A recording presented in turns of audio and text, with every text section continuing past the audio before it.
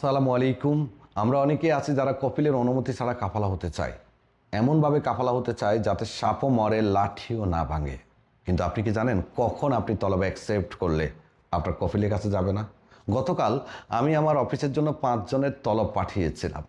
এরা সবাই আমার অফিসে কাজ করে, প্রফেশনাল পিরিয়ড শেষ হয়েছিল। এদের মধ্যে থেকে মাত্র একজনের কাফালা অটোমেটিক হয়ে গেছে। বাকি 4 জনের কাফালা আমি করতে পারিনি, কারণ তাদের কপিলের অনুমতি চাচ্ছে। তাদের কপিল নিজ কিউআ থেকে তলব অ্যাকসেপ্ট করে দিতে হবে। এর কারণ তারা সবাই ভ্যালিড। তো কিভাবে বুঝবেন আপনি? মাত্র সিম্পল 3টা প্রসেস ফলো করলে আপনি বুঝতে পারবেন যে কখন আপনি কপিলের অনুমতি ছাড়া খুব সহজেই কাফালা হয়ে যেতে পারবেন। সাপও মরবে, লাঠিও ভাঙবে না। এজন্য যেটি করতে হবে, প্রথমেই আপনাকে www.kiua.sa লিঙ্কে প্রবেশ করতে হবে। আমাদের সবারই কিউআ আছে। তারপরে লগ ইন করার পরে হাতের ডান পাশে খেয়াল করুন 3 ডট। এই 3 ডটের মধ্যে ক্লিক করতে হবে।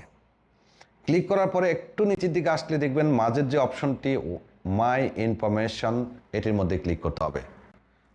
একটু স্ক্রল করে নিচের দিকে আসলে দেখুন এখানে 3টা অপশন দেখাচ্ছে। প্রথমটি হলো ওয়ার্ক পারমিট, দ্বিতীয়টি হলো ইকামা, তৃতীয়টি হলো ডিজিটাল কন্ট্রাক্ট বা কাজের চুক্তি। এই 3টা অপশনই দেখতে পাচ্ছেন এই ব্যক্তির সবুজ। এর মানে এই ব্যক্তির সব কিছু ভ্যালিড আছে, কপিল সব কিছু আপ টু ডেট রেখেছে।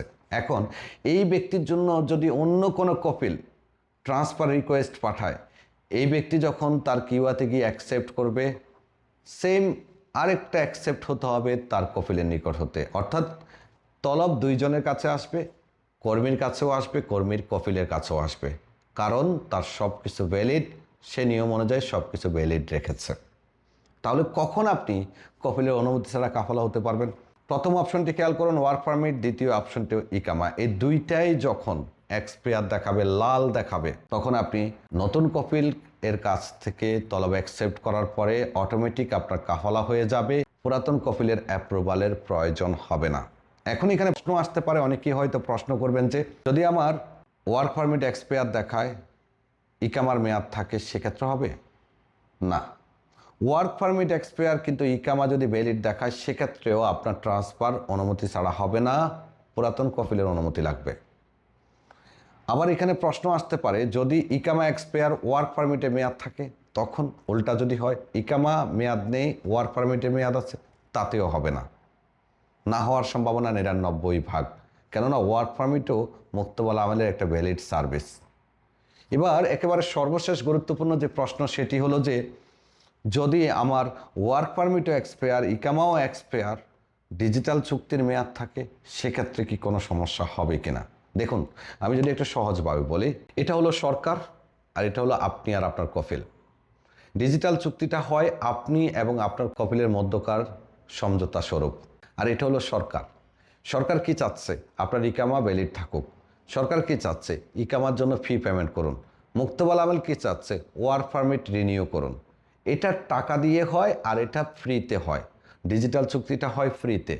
কপিল আপনার সাথে ইকামার মেয়াদ না থাকলেও ডিজিটাল চুক্তি করতে পারবে। আপনার ডিজিটাল চুক্তির মেয়াদ থাকলে কোনো সমস্যা নেই। যদি আপনার ওয়ার্ক পারমিট এবং ইকামা দুইটাই এক্সপায়ার হয়, তখন আপনি অটোমেটিক্যালি অন্য কপিল অথবা কোম্পানির নিকট ট্রান্সফার হয়ে যেতে পারবেন। কথা ক্লিয়ার?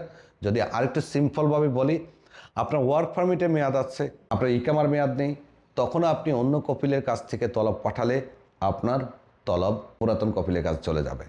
আপনার ইকামার মেয়াদ আছে, ওয়ার্ক পারমিটে মেয়াদ নেই, সেক্ষেত্রেও আপনি যদি নতুন কপিলের কাছ থেকে তলব অ্যাকসেপ্ট করেন, আপনার পুরাতন কপিল অ্যাকসেপ্ট করতে হবে।